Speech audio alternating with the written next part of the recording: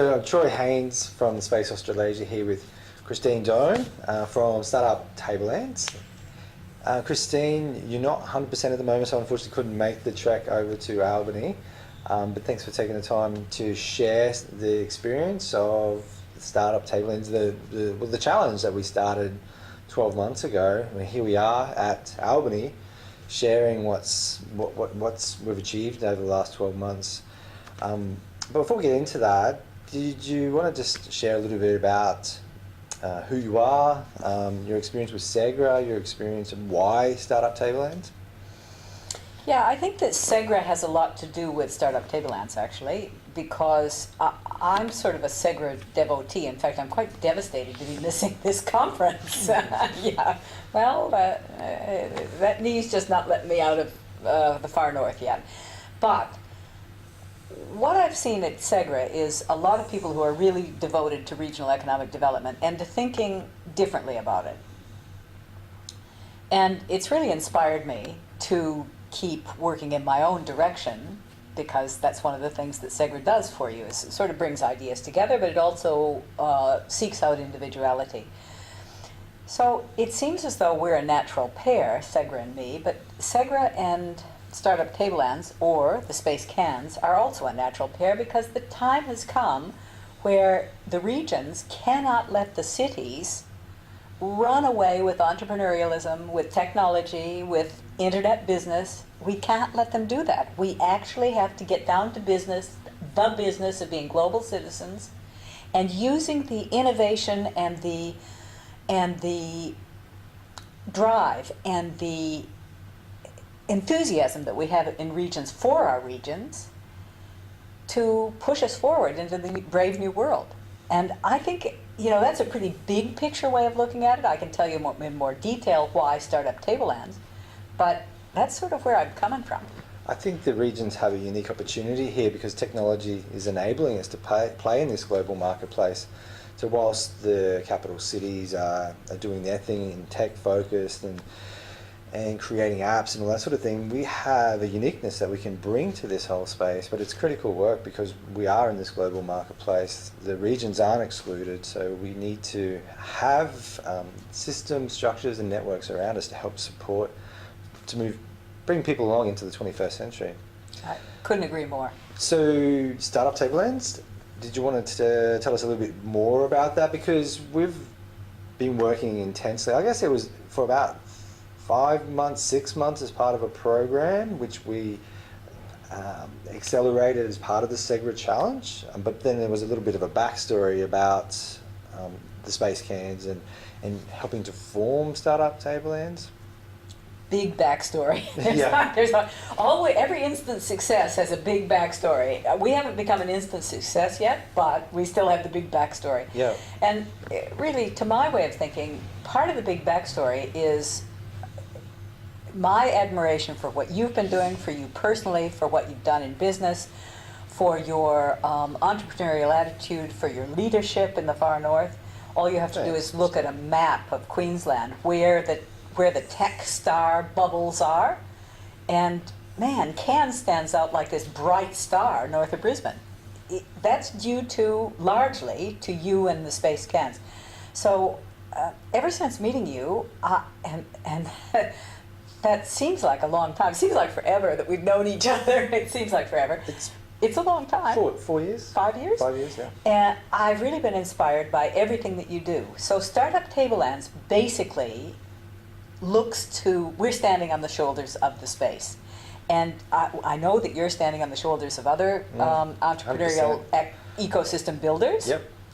But we really directly depend on you, depend on theSPACE, and stand on your shoulders to get the work done. Once you and I had turned up at Segra together last year and won the challenge, surprise, surprise, yay! It just seemed so obvious that the Tablelands needed to be the first cab off the rank with your building entrepreneurial ecosystems in regional Australia program, because first of all we would get full advantage of sort of working into a program when it's brand new, and you know, there are some disadvantages to being the demo project, to being the pilot project, to being the beta testers, but there are some real advantages. You get to think through the whole process. Now that's what I love. I'm not so much of an operationalizer as a thinker. Yeah. And I just love the concepts. I love working with the people. I love trying to put something together. So in the end, it was almost inevitable that several of us, inspired by you, by the Space Cans, by the startup weekends that we've attended here at the Space Cans, several of us on the Tablelands would say, man, we got to do that on the Tablelands. And that's what we've started to do. And I can promise you, if we can do it on the Tablelands, you can do it in your region too. Yeah, cool. Absolutely, and that's what we're talking about, is applying some fundamental similarities to each region, but bringing out the authenticity, the uniqueness of that region and applying it to an overarching framework.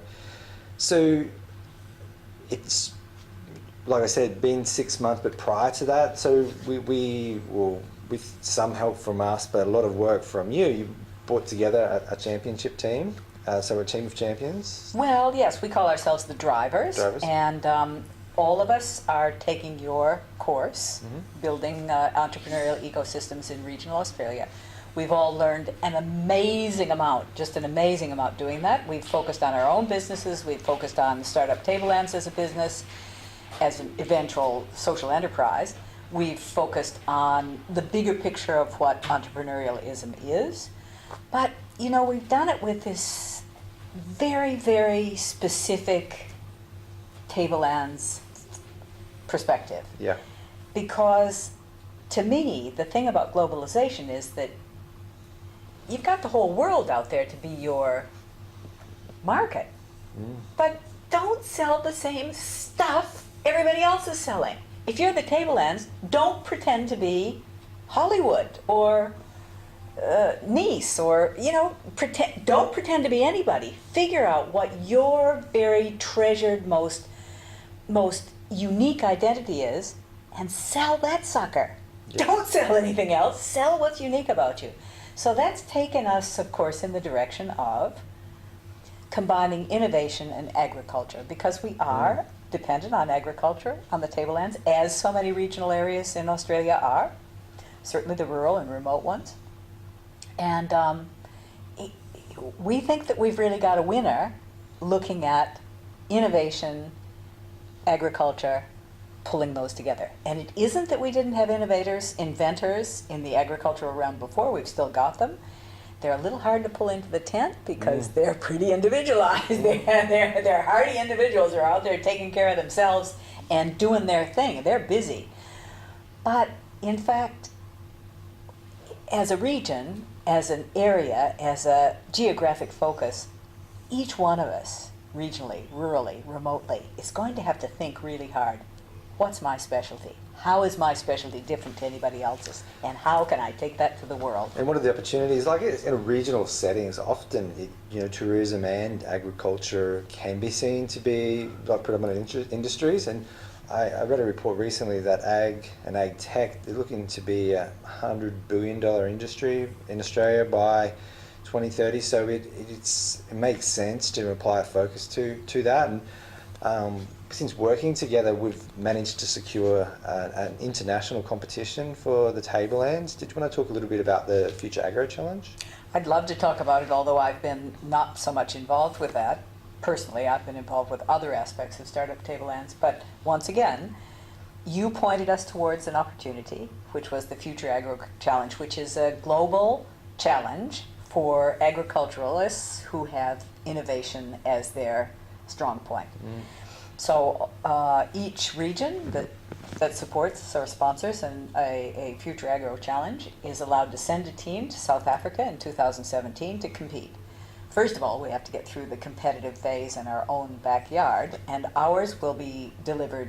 We'll be asking teams to come in from the whole nation, not just from the Tablelands, not just from far north Queensland, and they will all have an agricultural focus. Now that could be anything from a totally high-tech focus to a pretty low-tech focus. Yep. It doesn't matter as long as it's agriculture. In fact, it could be tourism industries or adjunct industries that are part of agriculture.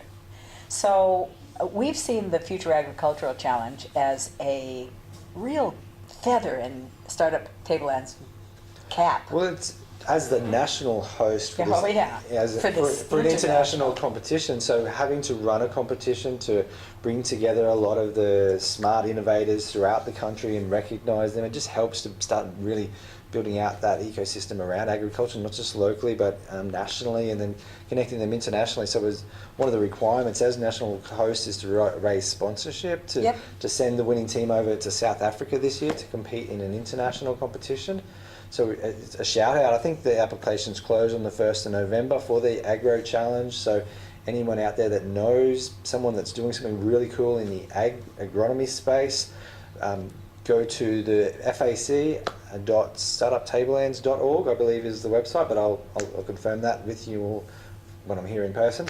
But it's a really, really great initiative. So that's one of the things that the Startup Tablelands as a group are bringing together, which is going to be fantastic for the region, but startup in the agricultural space altogether. So we have a team of drivers, and they've sort of changed and moved a little bit. I think we started with about 10 or 11, and some of them dropped off for their own personal reasons, and others have come into that space. One of the key components of working in developing an ecosystem is ensuring that the overarching body, being Startup Tablelands, is supported. You know, we're talking about sustainability, but then how do you support those people that are doing that work, those volunteers in most cases?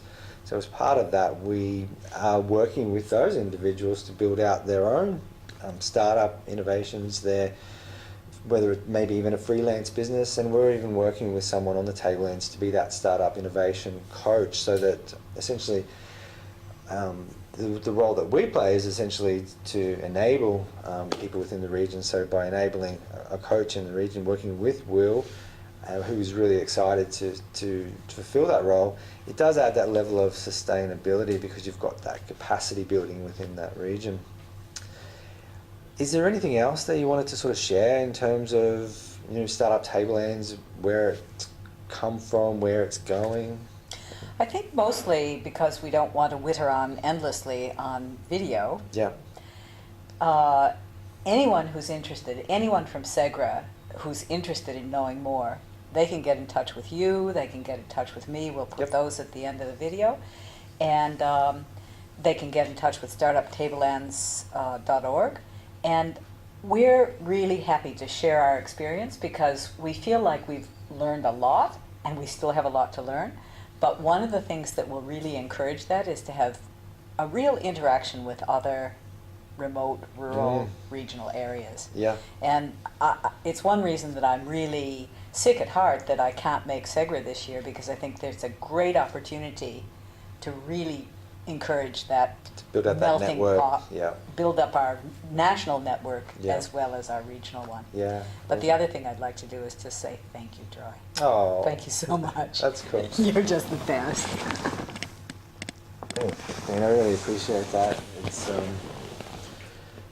It's so good to share with someone that gets it, that's on the same journey, that can see the value of this work and why it needs to be done. You know, we've got a saying, it takes a village to raise a startup, and when's the best time to plant a tree? It's now. Well, it's 20 years Yesterday. ago. Yeah, yesterday. Yeah. It's the next best time. It's now. So Yeah. this is work that we need to do now, so that our regions are in a position that they aren't dependent. You know, they are sustainable and they are thriving, moving forward, and we have an opportunity to do that. And that's why I'm really passionate about this work. So thanks for your time. Thanks for your kind words.